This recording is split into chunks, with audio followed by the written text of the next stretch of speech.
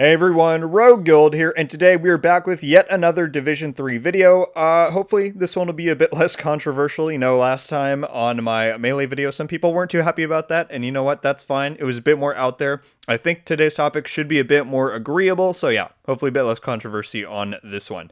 And I just want to stress that any of these videos that I do that are related to Division 3 or related to things in the future, they're just my opinion, just my speculation. There are people getting mad at me, not just on the last video, but the last few regarding Division 3.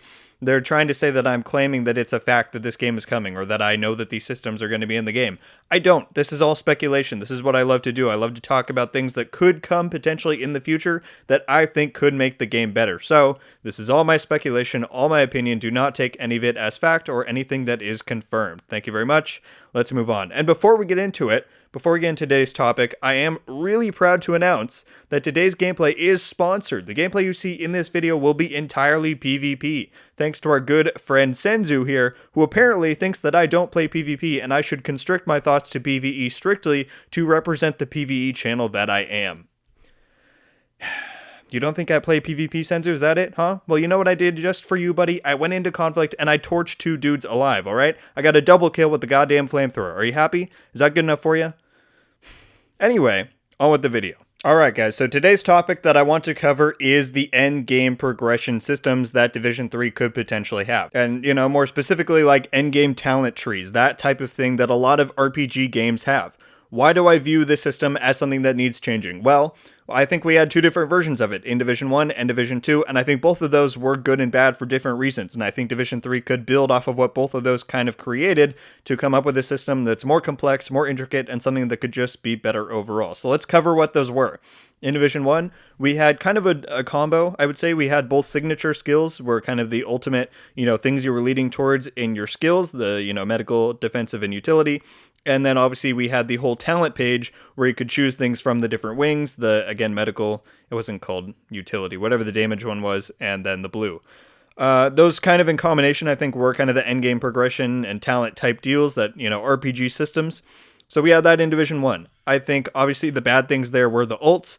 We're going to come back to the green ult later, but specifically the blue and yellow ults really kind of messed up PvP. It was like, if someone popped a blue, your team popped one, and then you just kind of canceled each other out. If someone popped a yellow, you either popped one too, or you popped a blue to counter it. There was just a lot of stuff like that that didn't make them that engaging, and overall in PvE, it just trivialized some stuff. I mean, they weren't necessarily bad, in PvE and all that kind of stuff, but again, not the most engaging things, I didn't think, and I think a lot of people would agree with me on that. As far as the talents went, though, I liked a lot of the talents. I know a lot of people did, especially for PvP, stuff like Crit Save, On the Move, Battle Buddy, all those kinds of things, and Triage were really nice and fun, and Division 2 is certainly lacking in those. So if we go to Division 2, we have now specializations as kind of the primary endgame progression system.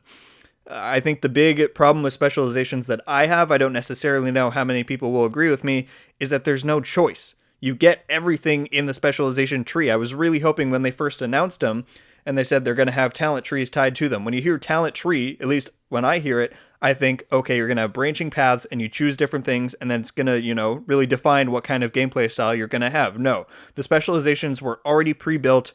You were already going to get everything in there, and it just kind of dictated what playstyle you wanted. You just chose whichever one fit your playstyle most, and I don't really love that. I do think some of the specialization weapons are cool.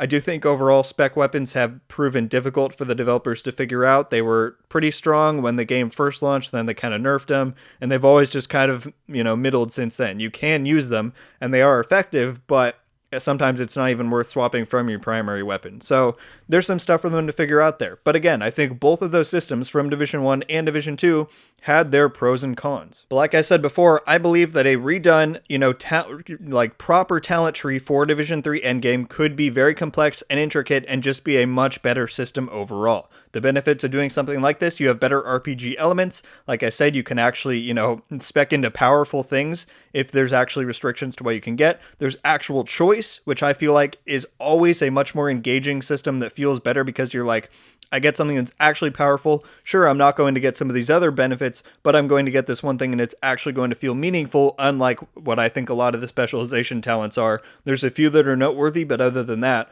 they're not making them super powerful because they know you're going to get it regardless, right? Meaningful talents, like I said, that could bring some of those, at least the idea of some of those classic ones from Division 1.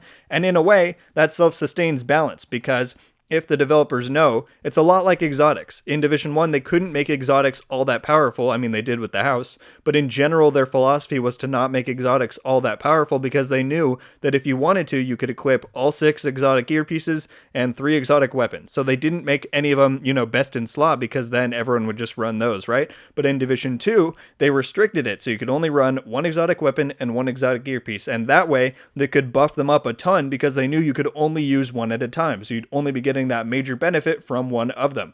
I think that same idea could be put into this endgame talent tree system, so that, if along a certain path you want to take, they can put a really strong talent, and they know that they can make that powerful, because you won't be able to there's no possible way you could achieve some of these other ones that are, on the same, horizontal level as it, because you're going down a certain path, if that makes sense. So let's get into that. What might this talent tree look like? Well, like I was saying, branching paths is really what I want to kind of instill here.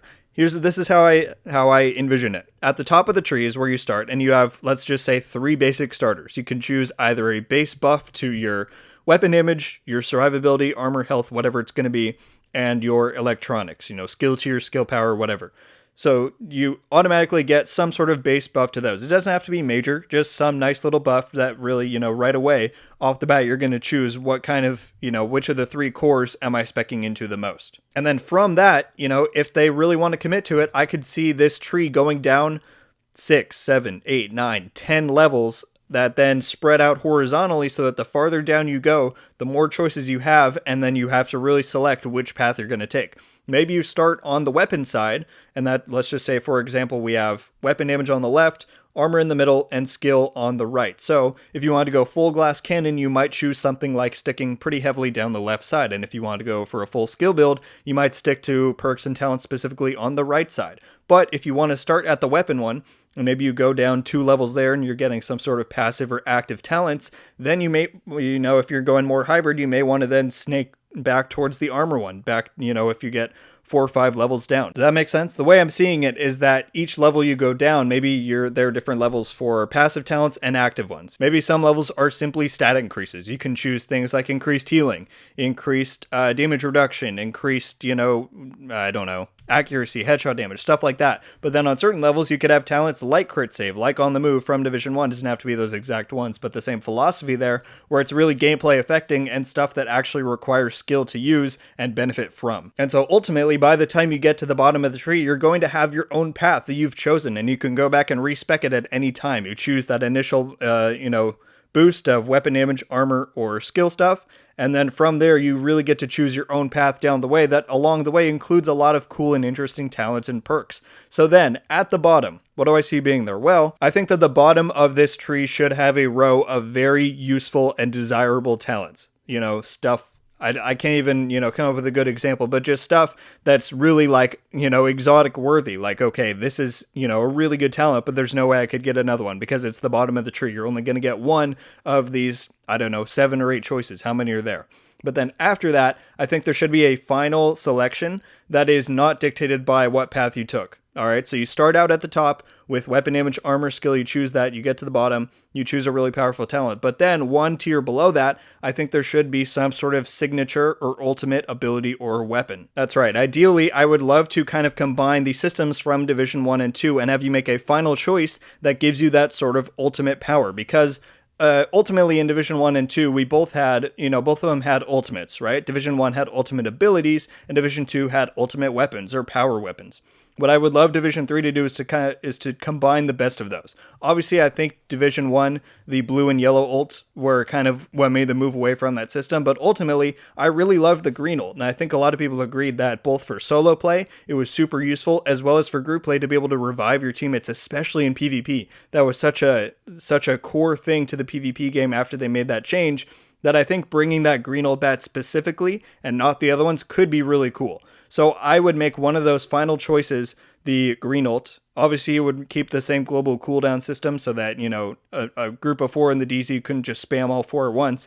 If you want to all have it, then one person would use it. It would go on cooldown for the group, and then you have to wait to use it again. I think that one alone was not really overpowered, and it, really fit well into the skill of the game where you had to learn your timing for it. If you wanted to get your teammate up before they got finished off, it was really good, and it was helpful again for solo players in both PvE and PvP. So bringing that one back specifically, I think could be a really cool option. But beyond that, I also think it could be cool if they brought back specific specialization weapons and actually made them viable. What ones am I talking about? Certainly not the grenade launcher. I think that was really what made them ultimately, head to removing those from PvP, because the grenade launcher was just busted. You just one-shot someone as soon as you looked at them, and it took no skill.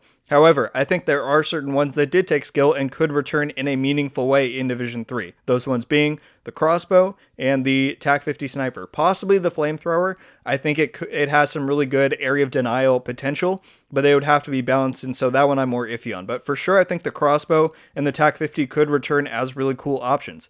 The TAC-50 I think could stay the same.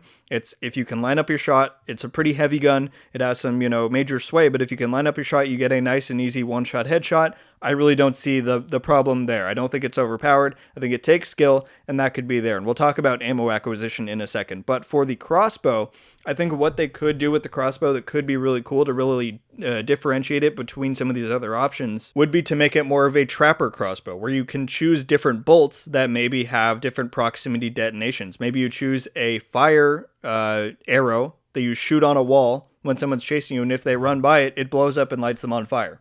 Or you choose I don't know if you'd want to do a riot foam one, that seems kind of cheesy, but you get the idea. You could do like a what is that called? Like a confuse arrow, where it, sprays out some disorienting gas that confuses people when they run through it. They could do something like an EMP one. There's a lot of options like that, so it could turn more from an offensive weapon to more of a, defensive tool or utility tool to really, help with funneling people. Or, in PvP, it could have some really cool uses for trying to shut down a bunch of people that are trying to chase you. It could be really cool. And then if you just wanted to go ahead and shoot someone with the bolt, then it could work similarly to how the sticky bombs do right now in Division 2, where if you had a fire arrow and you shot someone, it would light them on fire, and then it might blow up and do some extra damage, stuff like that. I think there's a lot of stuff you could do with that beyond just having it be an explosive bolt that does damage that could make it really cool and make it a viable option for you to pick in Division 3. But then to talk really quickly on ammo acquisition, again, I think that they should change, if they were to bring these back, they should change the system from being, especially, I'm mainly talking about PvP here, because in PvE it was never really an issue, so I think they could keep that primarily the same. But for PvP, I think they should move away from having it be exclusively from supply drops, because what you had happen was people just went in, waited in checkpoints for supply drops to show up, they went and got the ammo, and then they went rogue. That's not a very engaging or fun system in my mind. Instead, what I think they should do is have it be gained through gameplay. So have it be that you get one or two, ammo counts, however much they want to do, per however many ads or players you kill.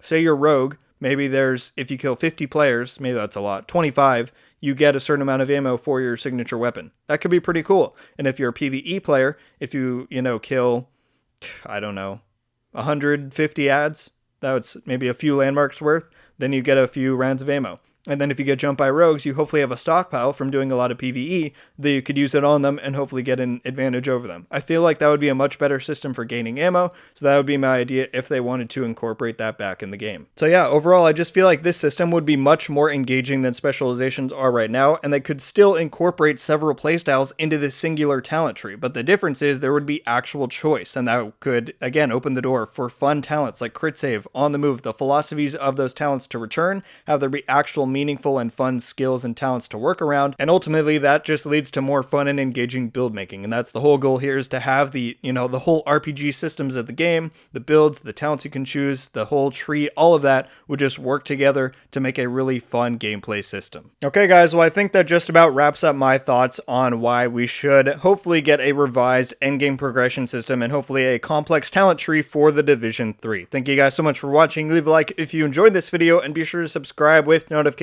on to get be updated every time I upload. Let me know down below what your thoughts are on this topic, if you agree with what my proposal would be for some type of talent tree like that, or if you think we should go in a different direction. Perhaps keep some of the same things from Division 2 or 1. Let me know your thoughts down below. I'm very interested on what you guys will have to say. Thanks again, everyone. Have a great day, and until the next one, guys, Rogue Gold out.